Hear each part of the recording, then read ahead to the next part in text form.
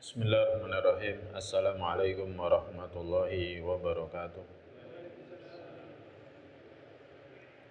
Innal hamdalillah nahmadullah wa nasta'inuhu wa nastaghfiruh wa nastahdi wa na'udzu billahi min syururi anfusina wa min sayyiati a'malina. May yahdihillahu fala mudilla lahu wa may yudlilhu fala hadiya lahu. Asyhadu an la ilaha illallah wahdahu la syarika lah wa asyhadu anna Muhammadan abduhu wa rasuluh la nabiyya wa la rasula ba'da. Nusalli wa nusallim ala rasulillah wa nabiyillah Muhammad sallallahu alaihi wasallam wa ala alihi wa ashabihi wa man tabi'ahum bi ihsanin ila yaumil qiyamah. Amma ba'd, qala Allah Ta'ala fi kitabil karim, a'udzu billahi minasyaitonir rajim. Ya ayyuhalladzina amanu taqullaha haqqa tuqatih wa la tamutunna illa wa antum muslimun. Al-ayat. Alhamdulillah, kembali kita dipertemukan oleh Allah Ta'ala, pertemuan yang mengharuskan kita untuk banyak berterima kasih kepada Allah Ta'ala, karena kita bertemu di atas keimanan dan ketakwaan, yakni perkara yang sangat bermanfaat untuk kita ketika kita pindah dari alam dunia ke alam barzakh. Ketika kita sudah bisa menjawab malaikat yang ditugaskan untuk menanyai siapapun yang pindah dari alam dunia ke alam barzakh, kemudian kita bisa menjawabnya. Dalam kesendirian kita akan didatangi oleh amal kita dalam kehidupan dunia. Duduk kita di masjid, sholat kita, tilawah Al-Quran kita, puasa kita, sampai pun kemaksiatan kita, semuanya akan berupa makhluk. Semuanya akan berupa makhluk. Kalau hidup kita di dunia dengan kita isi ketaatan kepada Allah Ta'ala, maka dia adalah makhluk yang sangat rupawan. Baunya harum, senang untuk melihatnya. Sehingga ketika kita berada di alam barzakh yang sebelumnya kita ketakutan, maka kita akan menjadi tenang dan senang. Berbeda dengan orang yang mengisi hidupnya dengan kemaksiatan, karena dia tidak mendapatkan taufik dari Allah Ta'ala. Kesendiriannya adalah siksaan, apalagi yang menemani dia adalah orang buruk rupa, busuk baunya, dan siapapun gak akan suka untuk berteman dengannya. Para jemaah kita laki-laki khususnya tentu sering mengantarkan jenazah. Ketika itulah hendaklah kita senantiasa merenung, saya nanti kalau di alam barzakh dikubur, siapa yang akan menemani saya? Penting sebagai nasihat untuk kita agar kita terus banyak beramal dalam kehidupan dunia kita. Maka ketika malam hari ini kita masih berikan taufik oleh Allah Ta'ala, maka adalah kita bersyukur dan kita berharap agar bisa istiqomah. Tak lupa salawat serta salam adalah senantiasa kita sampaikan kepada Nabi kita Muhammad SAW. Dialah utusan Allah Ta'ala kepada kita semua yang ditugaskan untuk menyampaikan risalah, yang adalah kita senantiasa mengikuti risalah itu semua. Demikian juga mengikuti semua perintah Nabi kita SAW, menjauhi larangannya. Semoga kelak kita bisa ketemu dengan beliau SAW di telaganya, pada hari yang kita sangat butuh untuk bisa minum dari air telaganya, karena tidak ada yang punya air ketika manusia dikumpulkan di mahsyar kecuali para nabi alaihimussalam. Kita berharap kelak bisa ketemu beliau dan kita bisa minum dari air telaganya, karena itu diantara tanda keamanan dalam kehidupan akhir ketika dia tiba. Para jamaah, kita masih membahas bab ar-raja, yakni harap. Sekarang kita membahas hadis yang diriwayatkan oleh Itban bin Malik radhiyallahu ta'ala. Wa huwa mimman syahida badron. Dia diantara yang pernah turut menyaksikan perang Badar. Dia mengatakan kuntu usolli liqaumi Bani Salim.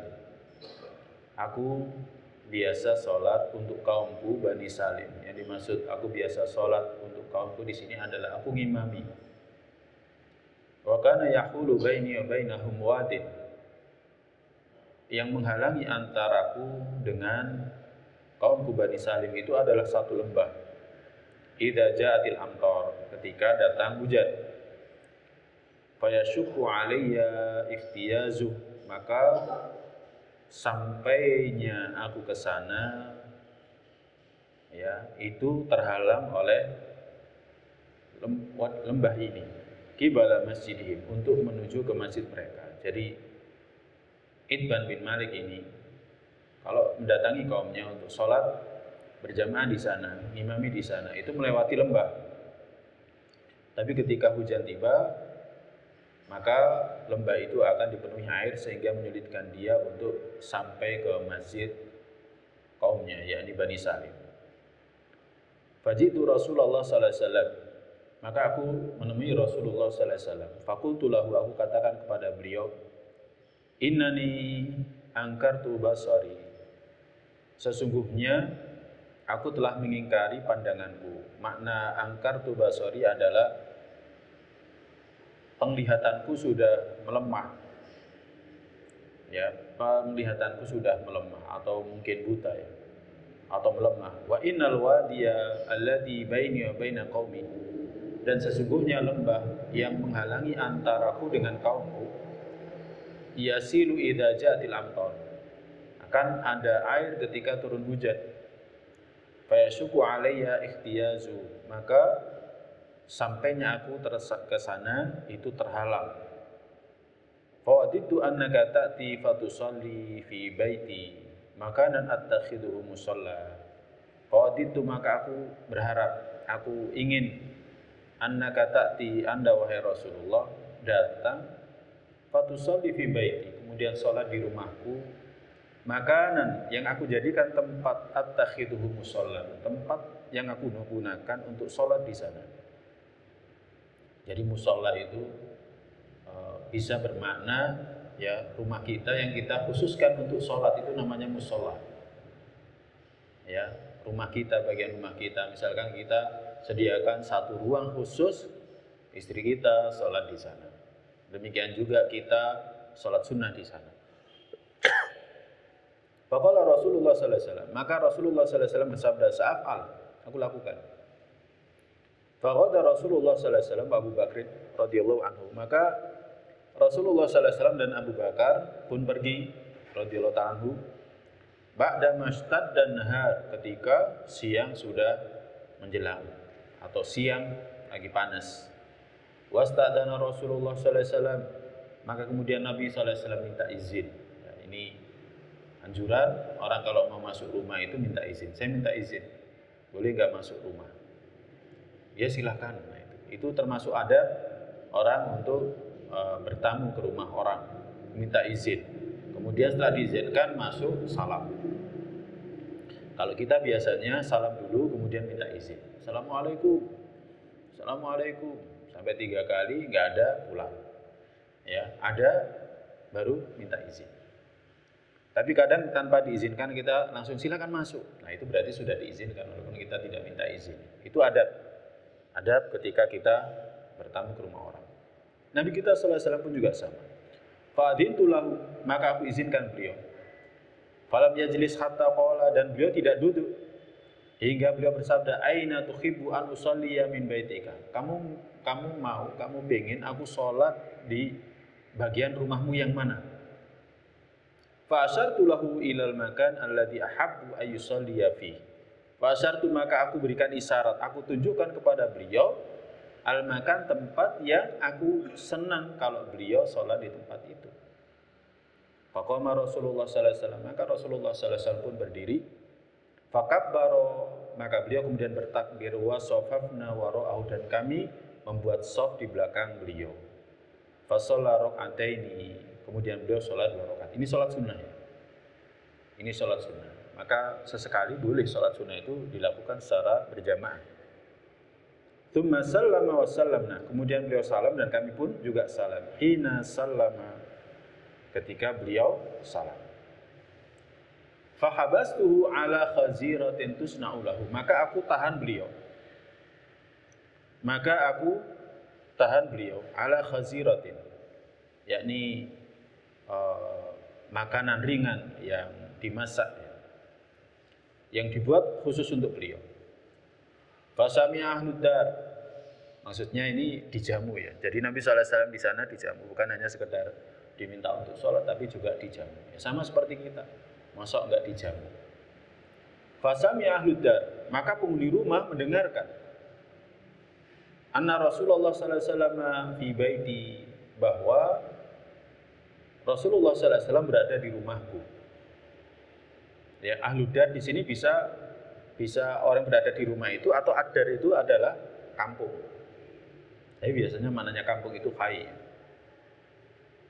Fataba rijal minhum hatta kathura rijal. Akhirnya beberapa orang dari mereka datang hingga akhirnya orang-orang banyak di baiti, di rumah, sampai orang-orang kumpul. Ya, siapa yang enggak senang kalau ada orang yang mulia datang ke rumah kita? Kalau masa sekarang langsung diajak foto, ya. Kalau masa sekarang langsung diajak foto, ada orang ini, mumpung gitu kan. Selfie. Kayak dulu mantan presiden ke-6 itu tiba di Pandaan. Pas sholat di masjid itu langsung pada minta foto semua. Ya, jadi kayak gitu ya. Maka faqala rajulun, ada seseorang yang berkata, ma fa'ala malikun la arahu. Kemudian ada seseorang berkata, ma fa'ala Malik, mana Malik? Aku tidak melihatnya. Ya, mana Malik? Aku tidak melihatnya. Wallahu bishawab, saya belum paham ini, tapi mungkin adalah orang tua dari perawi dari kisah ini. Faqala rajulun, kemudian ada orang yang komentar, dzalika munafik, itu orang munafik.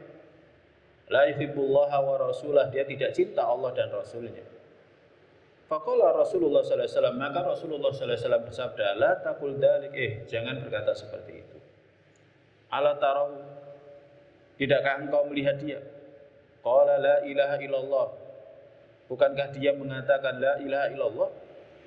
Yabtaghi bidzalika wajhallah ta'ala, yang dengan ucapan itu yabtaghi bidzalika, dia mencari dengan ucapan itu wajah Allah Ta'ala. Faqala, kemudian orang tadi berkata, Allahu wa rasuluhu a'lam, Allah dan Rasul yang lebih tahu.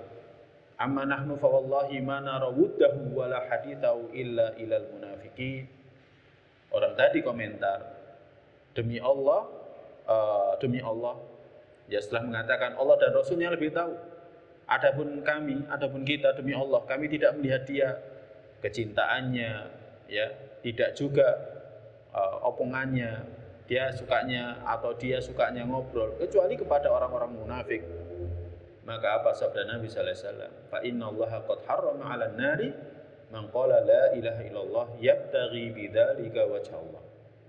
Nabi sallallahu alaihi wasallam bersabda, sesungguhnya Allah telah mengharamkan atas neraka menyentuh siapapun yang mengatakan la ilaha illallah, yabtaghi bidzalika, yang dengan ucapannya itu dia mencari wajah Allah. Hadis sahih muttafaq alaih Bukhari Muslim. Korelasi hadis ini dengan bab ini adalah di akhir dari hadis ini. Harap ya di akhir dari hadis ini bahwa orang kalau sudah mengatakan la ilaha illallah yabtaghi bidzalika wajh Allah, dia mengatakan la ilaha illallah, kemudian dengan ucapannya itu dia hanya mencari wajah Allah, bukan untuk mencari bayaran orang, bukan untuk mencari berkat dari orang, bukan untuk mencari pujian dari orang, bukan agar hartanya diamankan. Tapi kan kita nggak tahu yang ada di hatinya manusia. Pokoknya siapa yang mengatakan la ilaha illallah, dengan ucapannya itu dia mencari wajah Allah. Yang tahu siapa? Ya tiap orang, tiap masing-masing individu. Dia mengatakan itu dasarnya apa? Apakah mencari wajah Allah, mencari ridha Allah, atau takut karena kehilangan dunia, ya kan? Pengen dunia dan lain sebagainya, maka kembali kepada masing-masing individu. Nah, makanya kalau kita mengatakan la ilaha illallah, ya sekali saja mencari wajah Allah, ya pasti kita akan mendapatkan seperti yang Nabi sallallahu alaihi wasallam sabdakan, haramallahu 'alan nar. Allah telah haramkan neraka untuk menyentuhnya. Makanya ini diantara syarat la ilaha illallah. Orang kalau mengatakan la ilaha illallah, kita belajar akidah masalah ini, dalam masalah ini, dalam mengatakan la ilaha illallah itu harus ikhlas, murni. Ikhlas itu murni. Kita murnikan. Orientasi kita hanya Allah. Orientasi kita hanya wajah Allah.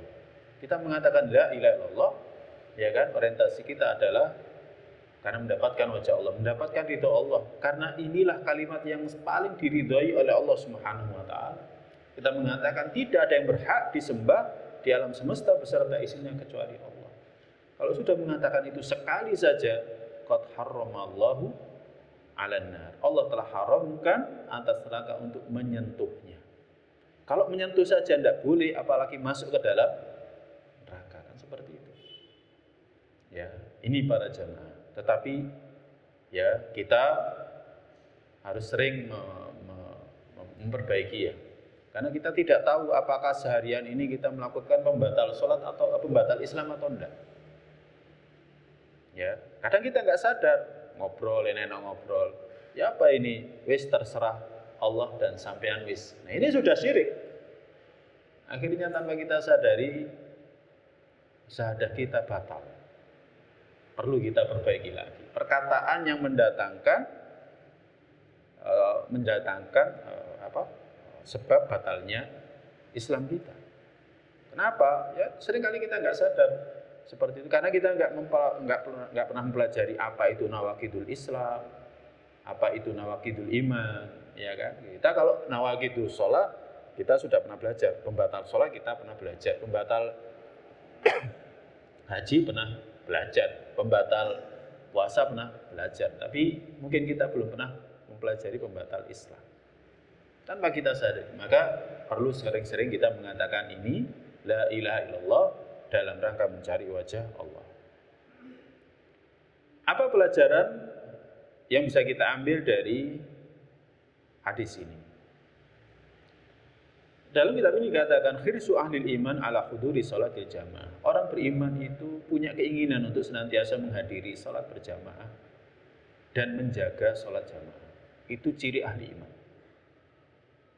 Ya, bahkan dalam satu hadis disebutkan idza ra'aitar rajula ya'tadul masajid fashhadu lahu bil iman. Kalau engkau melihat ada orang terbiasa mendatangi masjid, maka bersaksilah atasnya keimanan.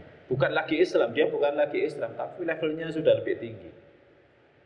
Kita kalau belajar, kita membaca hadis, ada di dalam hadisnya malaikat Jibril ya.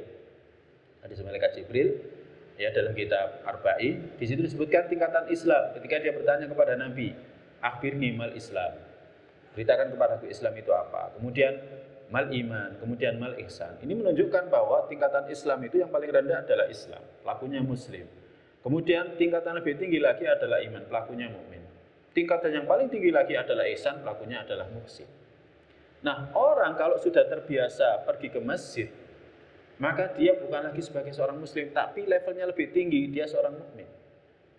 Ya, Nabi SAW menyebutkan dalam sabdanya demikian. Nah ini, maka hendaklah seorang beriman senantiasa mendatangi masjid dan menjaga sholat berjamaah. Apalagi kita laki-laki, ya kita laki-laki.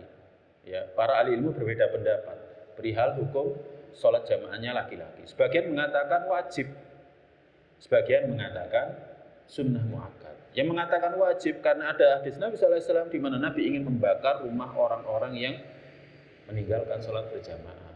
Ini menunjukkan itu wajib, bukan sunnah muakkad. Sekiranya itu adalah sunnah muakkad, maka Nabi SAW nggak perlu ya kan mendatangi orang-orang yang meninggalkan sholat berjamaah untuk dibakar rumahnya. Menunjukkan sholat berjamaah itu wajib bagi laki-laki. Ya, ini para jamaah yang dirahmati Allah. Kemudian yang kedua, dalam hadis ini ada penjelasan keringanan meninggalkan sholat berjamaah bagi yang punya udzur. Dan ini adalah udzurnya syar'i. Apa itu? Sahabat Itban ini bin Malik Ketika hujan dia nggak mungkin datang ke kampung kabilahnya ya, Bani Salim. Karena apa? Karena terhalang oleh lembah yang diairi oleh air. Memang di Jazirah Arab seperti itu para jamaah. Para jamaah kalau sering lihat sekarang video ya. Jadi di Arab itu kalau hujan-hujannya lebat, sudah lembah itu seperti sungai. Jadi nggak mungkin dilewati. Jadi lembah itu seperti sungai, jadi tidak mungkin dilewati. Nah ini, jadi banjir itu adalah udzur syar'i.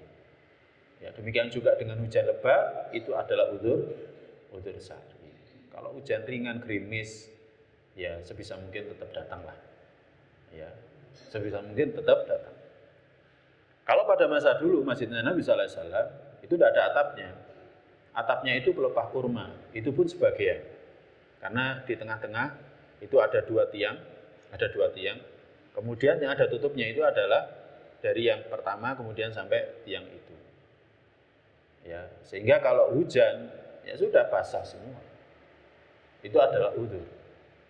Ya, itu adalah udzur.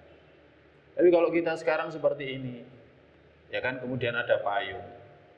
Maka kalau gerimis ya tetap datanglah. Kecuali kalau misalkan sakit. Ya sakit, yang sakit itu karena lanjut usia nggak memungkinkannya. Ya kalau sakit bisa sampai karena lanjut usia bisa sampai ini kondisinya menggigil dan lain sebagainya, berarti ada udzur. Kemudian pelajaran yang ketiga, bertanya kepada ahli ilmu dan minta udzur kepada mereka dalam suatu ketentuan yang tidak mampu untuk dikerjakan. Ya, tanya kepada ahli ilmu. Ya, tanya kepada ahli. Dalam hal ini adalah Nabi Sallallahu Alaihi Wasallam dan minta udzur. Ya, meninggalkan sholat berjamaah. Karena apa?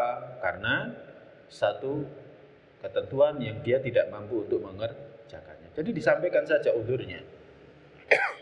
Dan Nabi Sallallahu Alaihi Wasallam pun dengan Nabi Sallallahu Alaihi Wasallam memenuhi undangannya, ini menunjukkan takrir bahwa dia ini punya udzur. Udzurnya seperti ini termasuk udzur.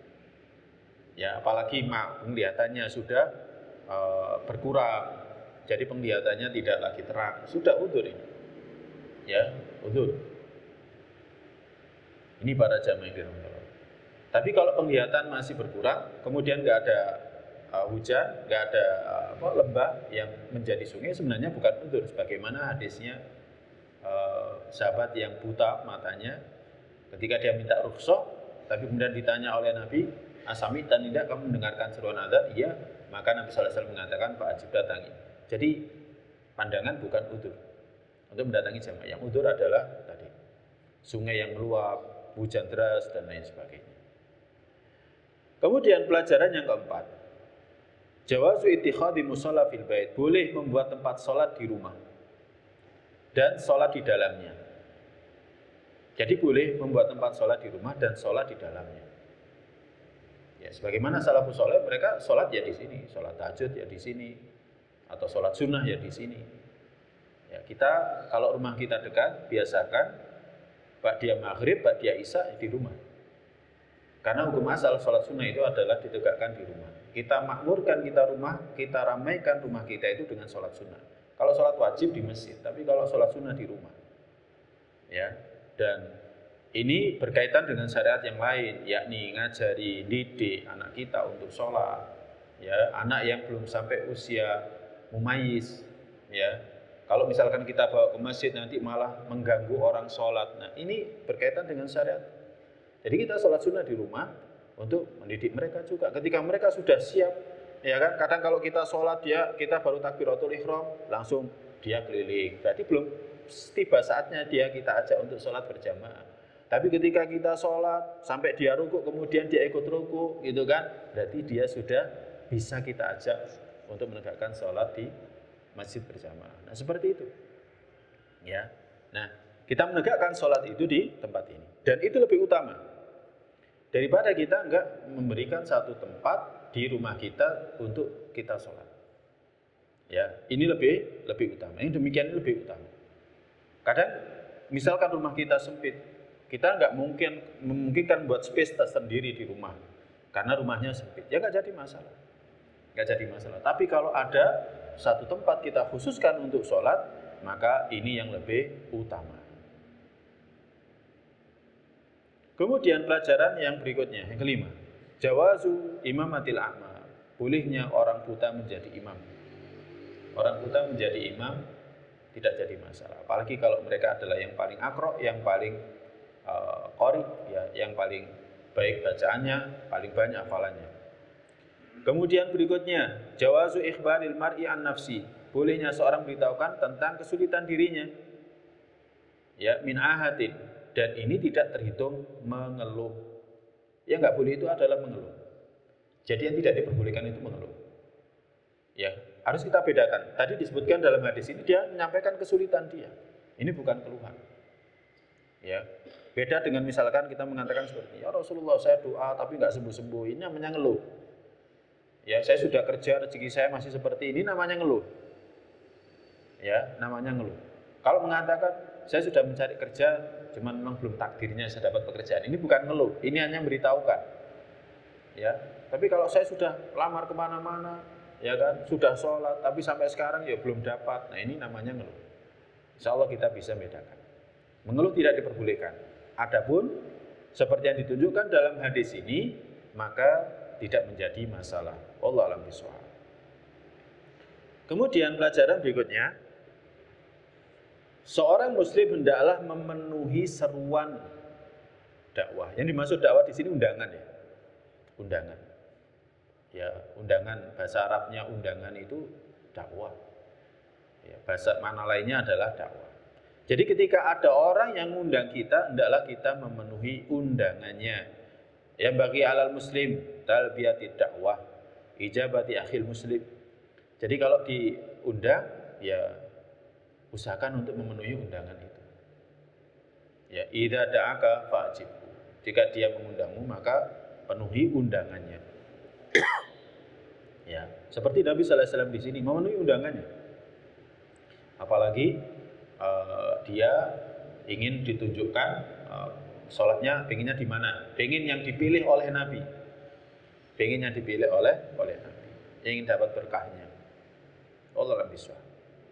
Kemudian pelajaran berikutnya, boleh bermakmum dalam sholat sunnah. Jawazul iqtida bi sholatin nawafil, boleh sholat malam sesekali sama istri. Ya, walaupun hukum asalnya adalah sendiri-sendiri. Jadi hukum asalnya sendiri-sendiri. Beda dengan tarawih. Beda dengan tarawih. Ya, kan Nabi meninggalkan. Iya, Nabi meninggalkan. Meninggalkan karena apa? Ilahnya khawatir nanti diwajibkan. Jadi kenapa Nabi SAW tinggalkan? Malam ke-25 Nabi SAW keluar. Kemudian malam ke-26 tidak keluar. Malam ke-27 keluar sampai tengah malam. Kemudian para sahabat karena saking senangnya sholat sama Nabi mengatakan, wahai Rasulullah, sekiranya Anda sholat semalam suntuk. Kemudian Nabi SAW bersabda, man qama ma'al imam hatta yansarifa kutiba lahu qiyamul lail. Siapa yang qiyam bersama imam sampai selesai, maka dicatatkan untuknya sholat semalam suntuk. Kemudian malam 28 tidak keluar. Malam ke-29 Nabi SAW merintahkan semua sahabat untuk keluar. Akhirnya semuanya keluar. Bukan ya. Jadi malam 23, 27, 25 sama 27. Ya, sehingga banyak alim yang berpendapat malam Lailatul Qadar itu 27. Nah, tidak keluarnya Nabi itu khawatir nanti diwajibkan. Adapun melakukan sholat tarawih secara berjamaah rutin itu lebih utama. Karena apa? Karena hadis tadi, siapa yang sholat malam, artinya sholat qiyamul lail di bulan Ramadan bersama imam sampai selesai, dicatatkan untuknya sholat semalam suntuk. Nah ini beda dengan sholat sunnah di luar bulan Ramadan. Boleh sesekali kita jamaah dengan istri, sholat jamaah bareng, ya. Jadi bukan romantis di tempat tidur tok, tapi juga romantis sholat berjamaah bersama istri. Oh, saya seorang pemimpin keluarga, akhirnya sholat 5 waktunya sama istri, keliru. Ya, sholat 5 waktunya sama istri, maghrib sama istri, kemudian isya sama istri, subuh sama istri, zuhur, asar sama istri. Enggak seperti itu. Karena adanya dalil-dalil yang lain. Ya, jadi hanya sholat sunnah, ya, di rumah untuk laki-laki. Kalau Hukum asalnya sholat wajib ya di masjid. Kemudian pelajaran berikutnya, boleh masuk menemui saudara untuk mengunjungi orang yang utama jika ia tahu mendapat izinnya. Jawaz dukhul alal ikhwan li ziyarati ahlil fadl. Boleh masuk menemui saudara untuk mengunjungi orang utama. Jadi ketika tersiar kabar Nabi SAW berada di sana, semuanya orang pengen masuk, pengen ketemu Nabi. Jarang-jarang bisa ketemu Nabi. Beda yang tinggal di Madinah, setiap hari ketemu Nabi. Ya, setiap hari ketemu Nabi, sudah biasa. Tapi yang jarang-jarang ketemu Nabi, ya kan, sangat senang dikunjungi oleh Nabi. Apalagi Nabi SAW berkunjung ke rumah salah satu dari mereka. Kebanggaan. Dulu sebelum Uwais diberitahukan dia punya keutamaan, orang nggak nganggap dia sebagai sesuatu yang luar biasa. Biasa saja. Tapi ketika ada hadis Nabi yang menyebutkan bahwa Uwais ini doanya diijabahi, langsung kaumnya itu membanggakan orang yang namanya Uwais. Jadi bangga, satu kampung itu bangga, satu negeri itu bangga. Nah sama seperti ini, dikunjungi maka mereka juga bangga. Nah ketika memasuki rumah saudara, di situ ada orang yang utama, ada Nabi Sallallahu Alaihi Wasallam, dan dia mendapatkan izin untuk masuk, maka tidak menjadi masalah.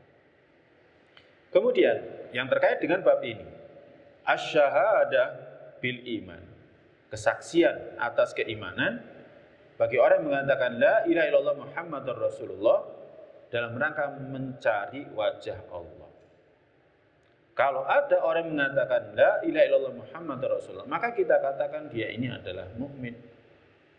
Kita katakan dia adalah mukmin. Ya.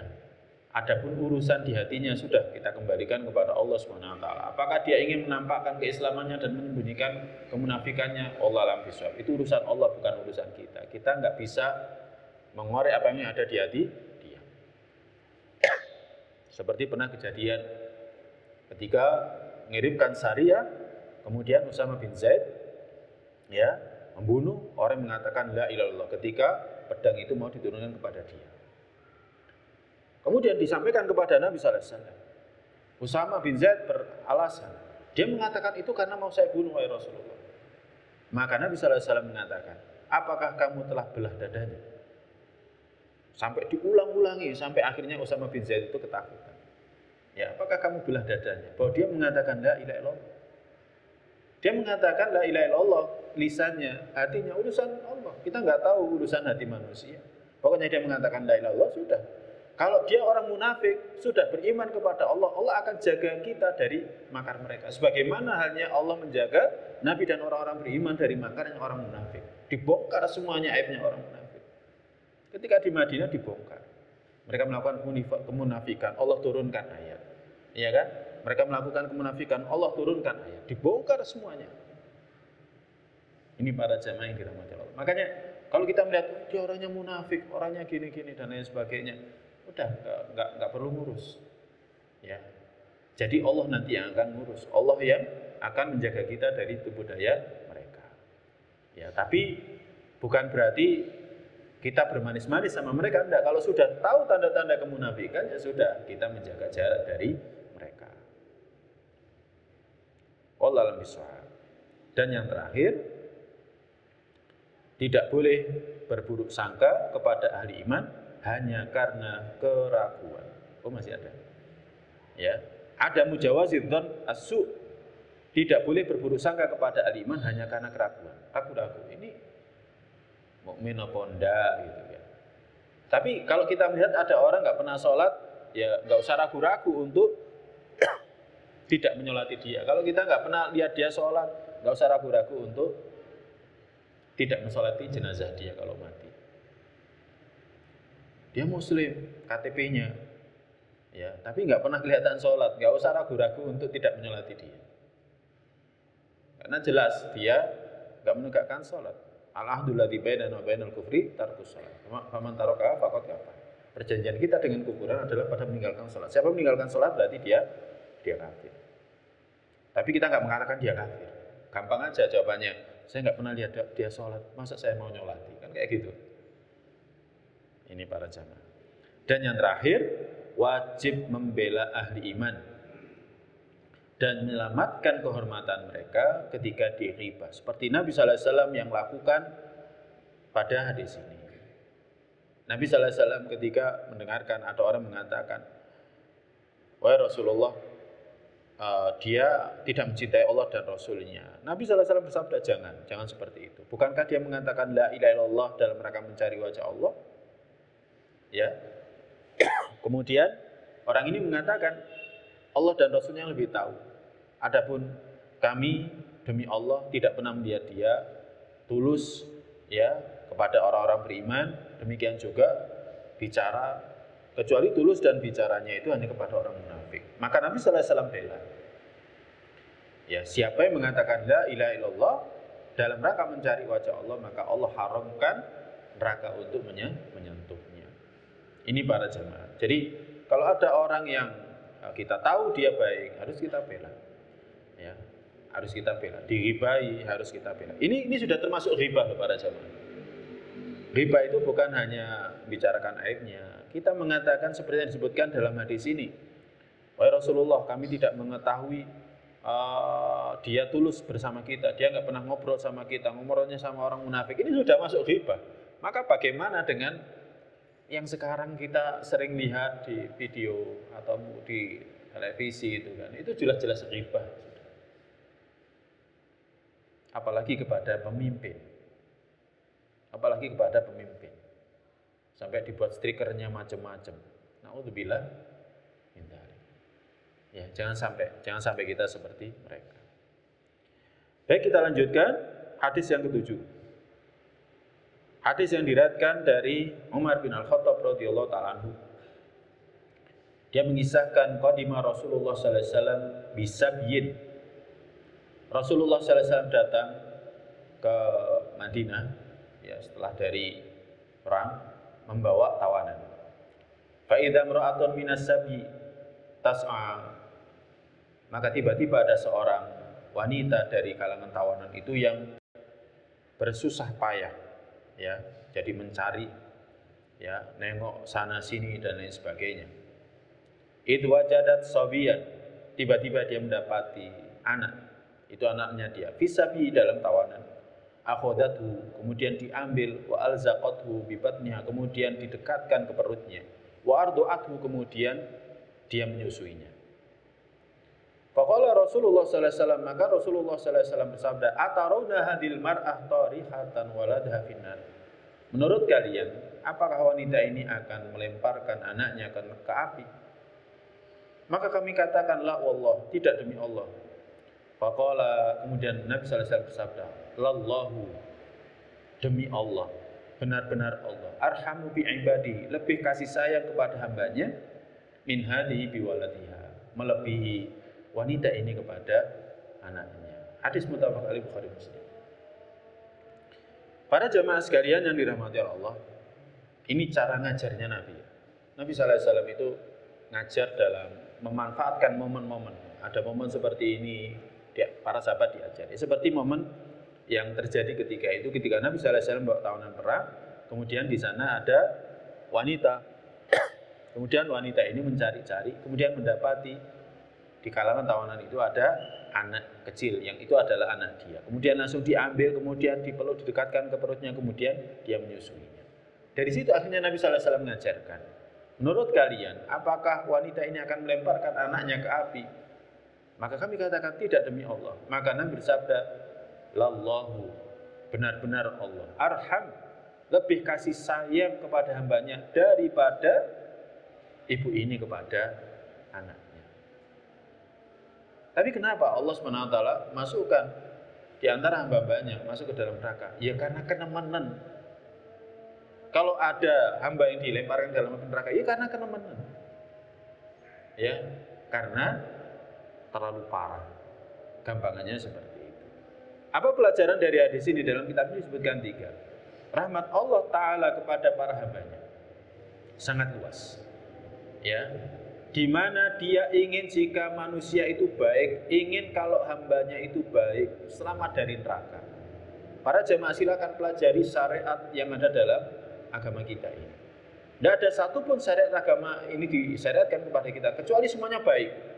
Kenapa sih kita disuruh sholat? Karena kita butuh.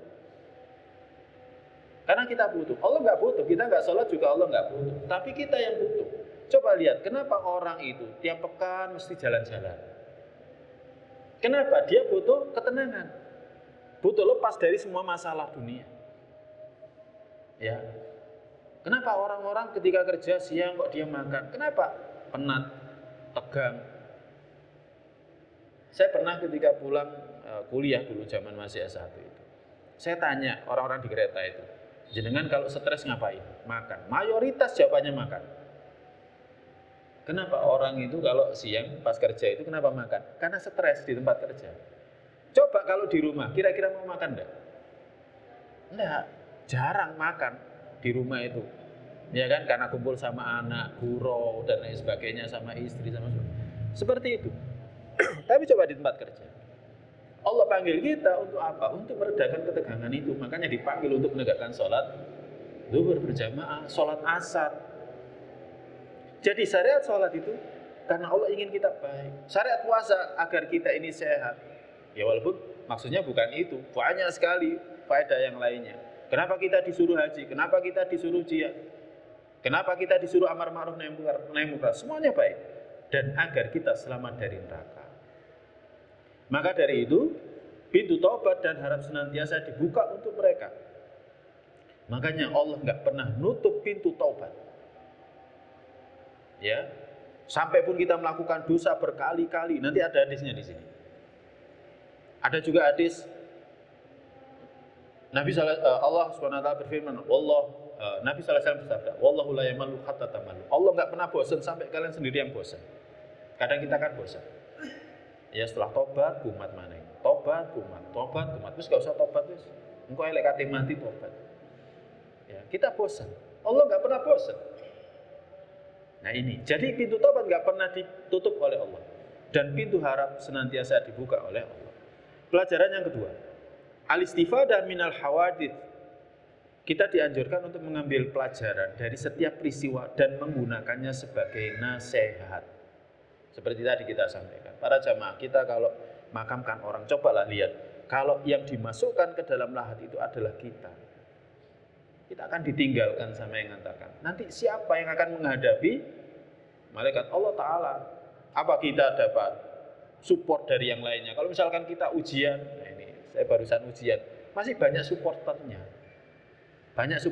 Nanti kalau ujian di hadapan malaikat munkar nakir, apa ada supporternya? Nggak ada. Kita sendiri. Ya, kita sendiri.